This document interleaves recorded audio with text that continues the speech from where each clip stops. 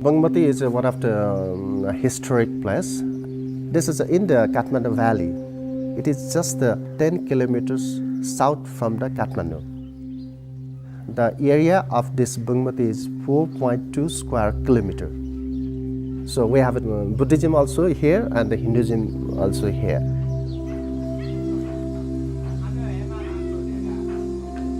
Our ancestors, they have some of the skills as like the wood carving here. When you're around in the Bungamati, you can see a lot of workshop doing some woodworking in their small workshop.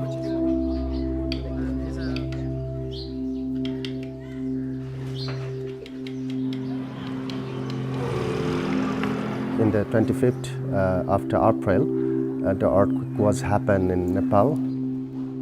In Bungamati is also very dangerous at that time. Altogether, we have 853 houses was totally damaged. We lost 4 monuments. So okay, earthquake happened. This sorrow as an opportunity. We want to again rebuild the Bungamati. So in rebuilding process, now we have to coolly think a lot of things. When I came with the three of us came to this village, you know, there's a couple real obvious hooks in this village. That 80% of it was destroyed by an earthquake. I was looking more at the idea of how to make something here. So we were going to build a pavilion, and in this village they lost a large stupa. So what we're designing now is a 20-foot stupa that's being made out of the wood from the villagers' home.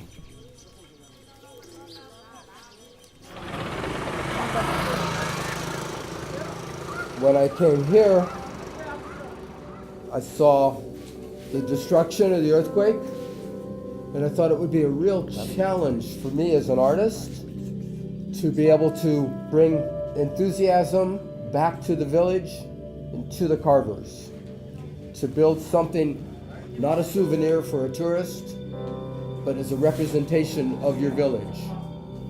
And this is an opportunity for me to be able to work with your village, with the wood carvers, to create a temple or a pavilion that would reflect something more than a tourist. And the people would come here and see the spirit of your village. Again, we have to build Bungamati as in a new form. So it is a very good opportunity for us to have such type of the program in here. And we are very thankful to construct that project here.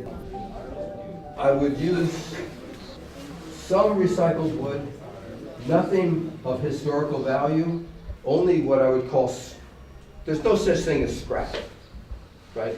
Everything is valuable. But I would use recycled wood. I'm very excited once I heard about this project being implemented in Bungamati. Yeah? And this will give an opportunity for people of Bungamati to work on this project, involved with the expert like David Best, and create something outstanding. So what I know about this project is, it is something related to the memory of the earthquake. When I saw the first drawing of the pavilion, it was looking like a rest house, also like a stupa. Particularly, our culture is very influenced by Buddhism. In Buddhist tradition, there are some stupa which is made to keep the relic of Buddha. There are some stupa where the belongings of holy man, like clothes, the sacred books, are kept underneath the stupa. When we came here, one of the things that we talked about in California a lot was one of the only things we could give this community would be our enthusiasm.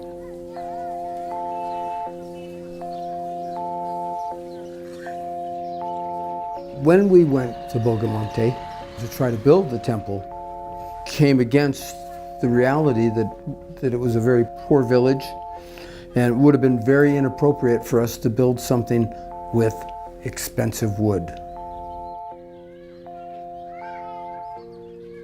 we had to kind of come up with another design and try to see what we could do that would be respectful of the village, respectful of the wood culture, and respectful of my crew. We worked with David, who kind of had an initial concept for the size and the shape of the temple. The structure called for a lot of new lumber. One of the things, obviously materials are hard to come by and tools are hard to come by. When the group came, it became clear that we wouldn't be able to execute the design as called for. It was unfortunate, but we work with what we get. I think in general, it humbled us to see what most people in Nepal have to face when they're building projects. With what limited materials and time that we had, I have to design something that we can accomplish. So how, like when we say we're trying to step lightly, how do we do that? We're going around and trying to carefully buy wood from people. They're using this wood for firewood. So again, taking that wood and handling it with the respect would honor the community, Buy or replace.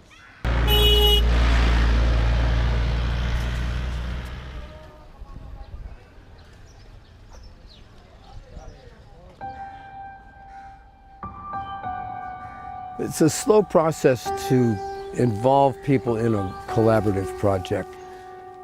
The first week, just starting to find out where we could even work.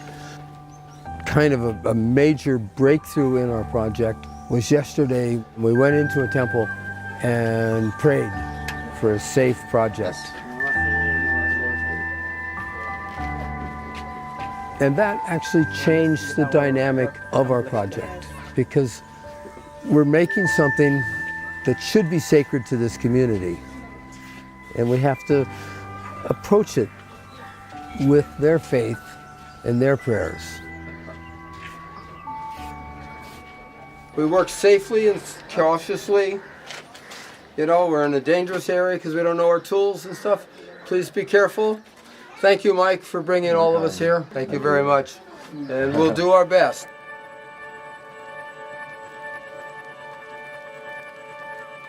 This is a community that's had many promises made to it.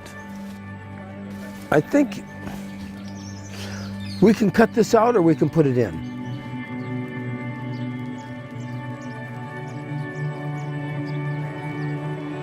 It's been very difficult. The tools that we brought over, they don't work here. And there's really no substitute, so we're trying to get things to work. There's a language barrier, trying to express what you need and how important it is. This has been a difficult problem. The plans changed a lot. We expected to have tools and material here so we could start from day one. We were here for 7 days before we did anything, which is a little frustrating for us. So as we started going on the project, the more we looked at it, the more impossible it became to build it, and inappropriate at the same time. Impossible because we couldn't get trucks in here with chainsaws and table saws and routers and drill presses, and inappropriate because if we had that kind of facility, we should be restoring the village, not making a damn wooden temple. So when we started shaking up that pile, humility came in, right? We all had to get humbled.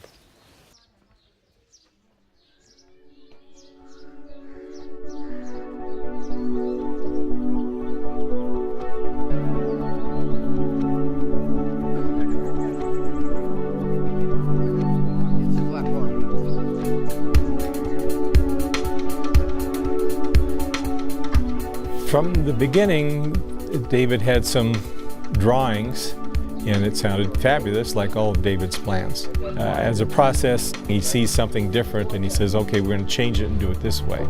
So it's always an ongoing process. But the process, once we got going and we got material, you see we built, we worked good together, we finished things.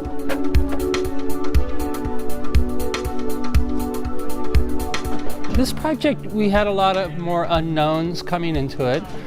We knew that too. We knew that there would be things that we can't anticipate. But we said, we can do this. We have a group of very good problem solvers.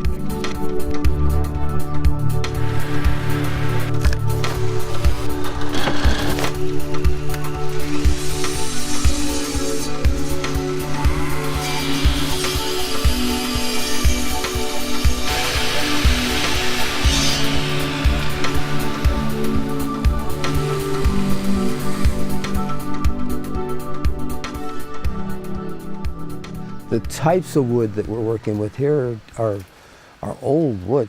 It's not modern plywood. This has a history. You know.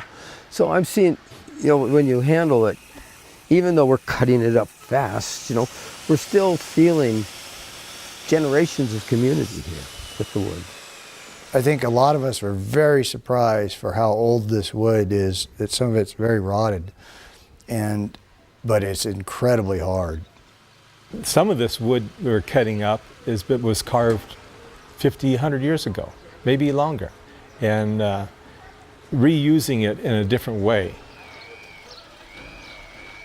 Well, the uniqueness of this temple is that the wood we're using is rubble from the earthquake, which would have normally just have been burned for firewood.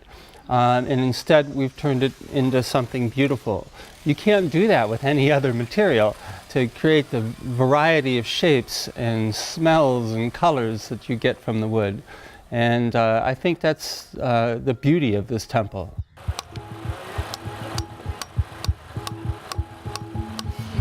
One of them's going this way, one of them going this way, and then one of them going this way. Temple is more of a stupa design. It's reinforced with rebar, roughly 20 feet tall. The blocks of wood that we've cut range in size from 3 feet down to 6 inches or smaller and square. And we have holes in it to slide over the rebar to disguise the rebar. So it'll look like blocks stacked on top of each other, and there'll be blocks on the outside, more prevalent, and then more blocks on the inside to give it that depth of shadow.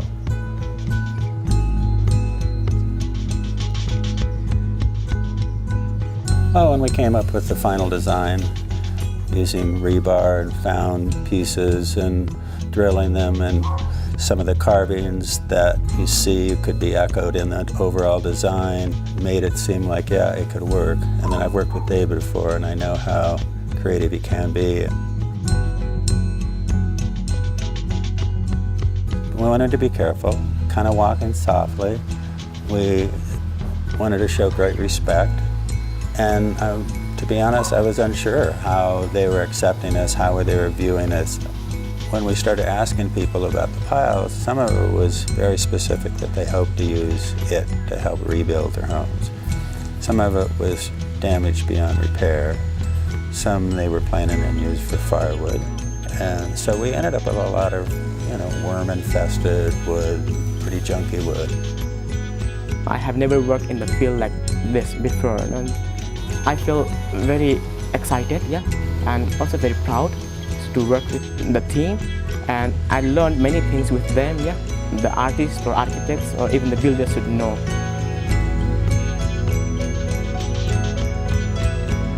So the things David Best is doing is something abstract.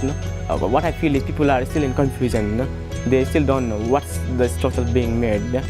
And I found that they also wanted to get involved in the project. But I hope that once this project is complete, they will like it and they will take responsibility to develop or to conserve it.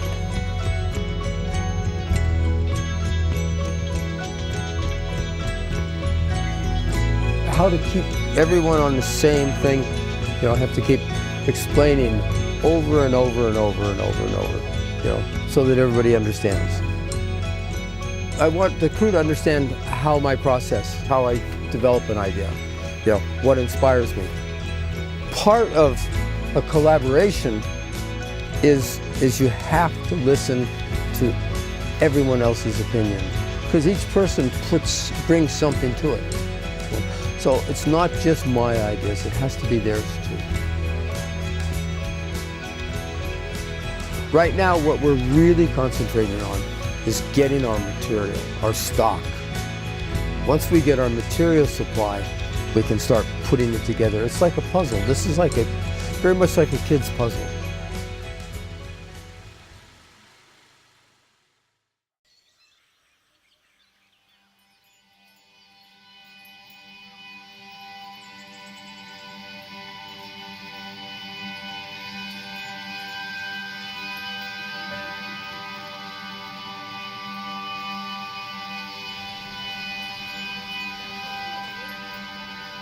The first week was struggling, you know, coming to Nepal and conquering it.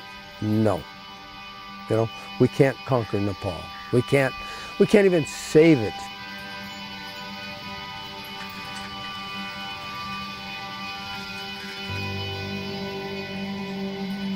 What we are bringing to this village is that enthusiasm, not being discouraged. It's a slow process to involve people in a collaborative project. There's a real line here, to me, of what we're building and how it's imperfect. So the whole line is, I was talking to a group of people in the village, and they went, thank you. That was magic. It's their gratitude was magic. So they are from America, yeah, and we are from Nepal. There is difference in culture between the West and East, yeah.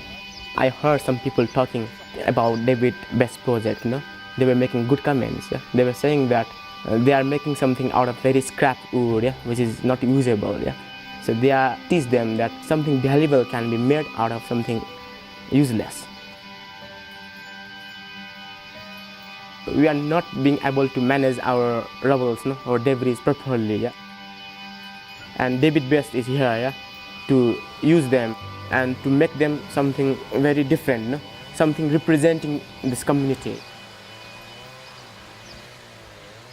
You know, we have no beliefs, no religious denomination or anything, but it's just this feeling that is generated, like David is the catalyst here. And all these people have come together, everybody becomes a family.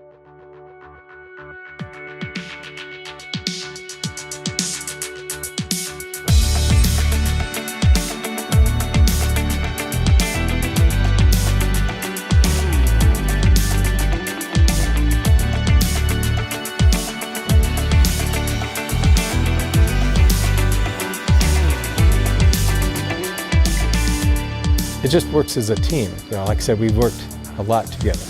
Some people are better at drilling, some people better at cutting, and we just have everybody do everything. You know, there was a tremendous amount of energy that we were generating, just cranking out this work and putting out the pieces. And I think they saw it. I think they actually saw it pretty early on.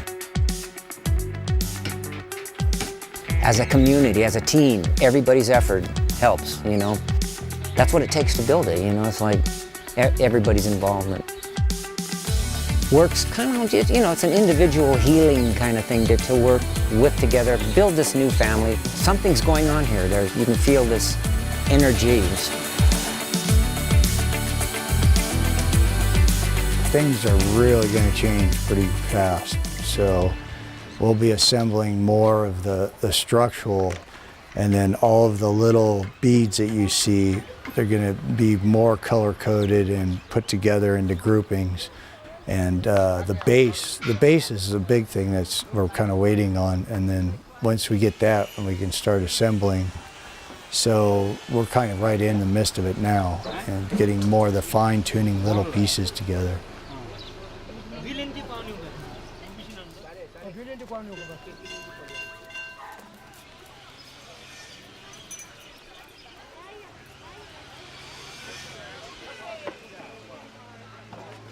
We used mud to put a patina on the wood. You know, rather than use petroleum products, we used water and the mud from the village, actually from the temple site. So it became some kind of ceremony. It was an easy thing for the village to watch us make that.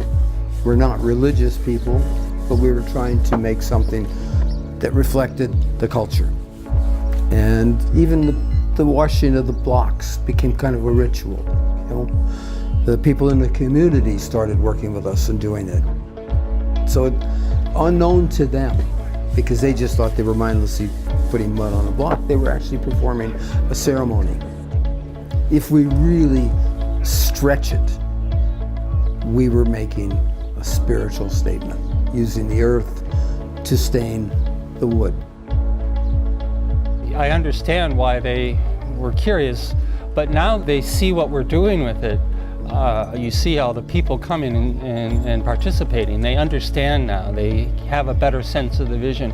I think that's true for all of us. Once we had a better sense of the vision and what was happening, it was easier to become involved and support it.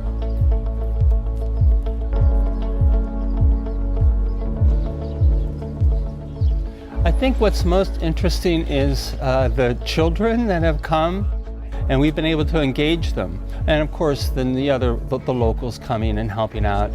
They just pour their heart and soul into the work. That's really the result of all of us having worked together.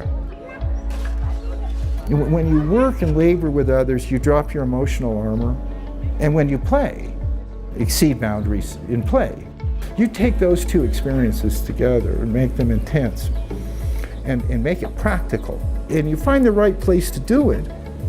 This is the right place, obviously, to do what they were doing. And you put that together, and then what you have is something that people can all do together. So it's kind of a deep metaphor. It evokes immediate experience. It creates a sense that everybody belongs to one another and everybody belongs to themselves. And if you have that, watch people who feel that. Just watch how they move.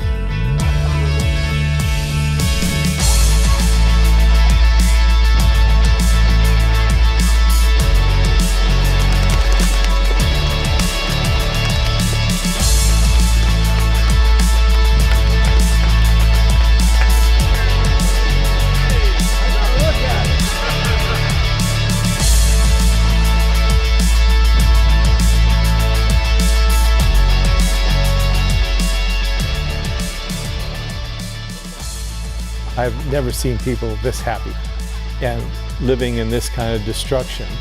People who have very little and are very happy, even though they don't have very much. I don't see anything wrong with it.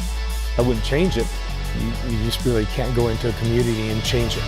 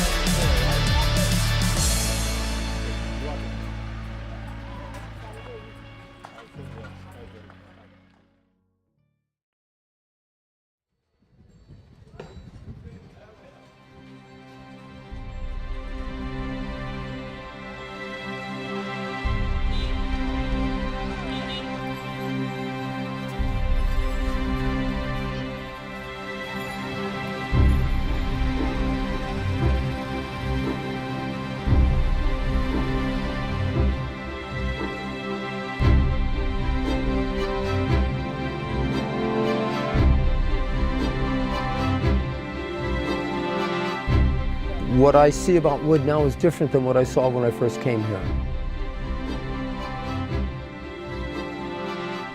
This is an organic design. It's very simple. It's very easy for everyone, including the people in the village, to work on. So then I'm using this scrap wood, recycled wood. And we're not finishing it, we're using it just like we found it. And that's the past for this village. And we're put a frame a pedestal on this piece that's the future of the village. It's the new wood carving, it's the new foundation. Maybe they'll come and add some more pieces from their home into it. But they'll also look at the base of it and realize that there's a future, that it's not hopeless, it's not made with a bunch of junk, but it's made to celebrate their past and to go toward the future. Well, this intrepid group has had to be very radically self-reliant. It took them 10 days to find wood to construct their temple. They had to be even more radically self-reliant because such wood as they found was not lumber, it was just pieces of wood, and it was pieces of wood by and large that were the relic of the ruin of people's lives after the earthquake. And indeed, a lot of the wood was contributed by the people who lived there themselves, so they were participating. Then they did the other thing, and the other thing, see how deep and resounding a metaphor that turned out to be? Give me the piece of your house that fell down, we'll put it in the temple. You know, our ideal is to create art which is just embodies a way of life.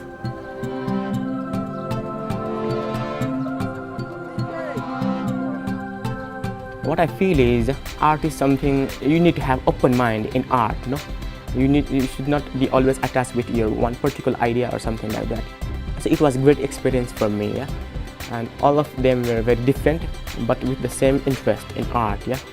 And I found them very, very friendly and very, very inspiring, yeah, to work with them. And sometimes I even feel very shy, yeah? A lot of the wood that we put in there, all of the crew handled. They cut it, they drilled holes in it, they looked at it, they put dirt on it. You know, so it was handled reverently. We're from a place that has, a lot of resources. And I think when we were introduced to a situation where we had to work with what we were given and with what was available, for us, it was a learning experience. One of the things I'm interested in is the variety of woods that you run into in the rubbles. Some of it is hardwood, some of it is softwood, some of it is wood I've never seen before. Some of it has odors that are remarkable, just the smells coming from the wood. And we've been learning a lot about the Nepalese culture, and after several weeks living here, we've gotten to be friends with many of the people. I think they're lifelong friends. So that's a beautiful thing. What word would I use to describe our project? And I'd said gift. The community that invited us in and let us work there was a gift. They were very generous. We were grateful for what we had. We were grateful for the wood that the people gave us. A piece of wood was alive. We need to thank it. So I think the message that I would like everybody to understand is to be grateful. It's not just us coming here to build something. Even though building this project is a very small step, ultimately it was about me learning and me feeling some of the pain that people here feel, and then being able to try to take that and to put it into the structure. Ultimately, there's more that goes into these temples than just the design and just the material. David would be the first one to say, we put love into the temple.